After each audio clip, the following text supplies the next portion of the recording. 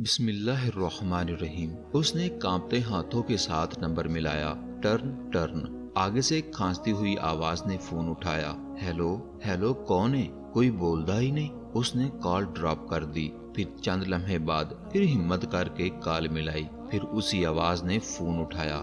Hello, کون ہے؟ Phone کرنے والے نے ہمت کر کے ڈرتے ڈرتے ہیلو کیا۔ آگے سے ایک دم ایک بوڑھی سی آواز آئی۔ نازی پتر، کیا حال ہے پتر؟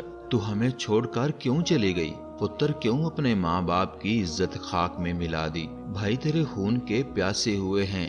کہاں ہے تو ٹھیک تو ہے نا پتر؟ کتنے ہیں تو؟ جی ہاں، دوسری طرف فون پر نازی ہی تھی، اور نازی کا رو رو کر برا حال تھا، مگر نازی کچھ نہ بول سکی۔ بس اس کی ماں ہی بولتی چلی گئی، اور ایک ہی سانس میں خیریت کے سارے سوالات پوچھتی چلی گئی، لیکن نازی جیسے بے سدھ کھڑی رہی، جیسے سکتے میں ہو۔ پھر اماں کی طرف سے سوال ہوا، پتر تو ہے کہاں؟ اتنے سال ہو گئے، تیری کوئی خبر نہیں تھی، تو نے کبھی رابطہ بھی نہیں کیا۔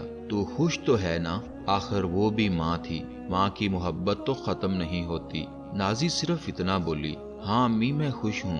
اتنے میں دروازے سے نازی کا شوہر گھر میں داخل ہوا۔ نازی نے گھبراتے ہوئے فون بند کیا اور ڈر سی گئی۔ شوہر نے داخل ہوتے ہی پوچھا، کس سے فون پر لگی تھی؟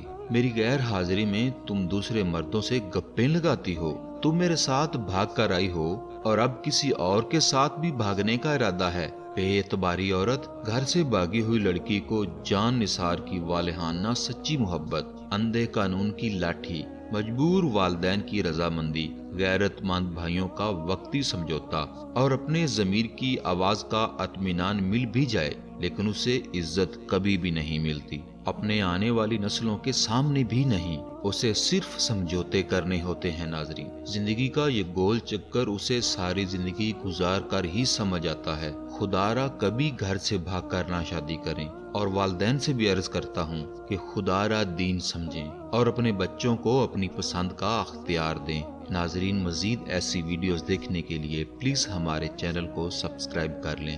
اجازت دیجیے، اللہ حافظ۔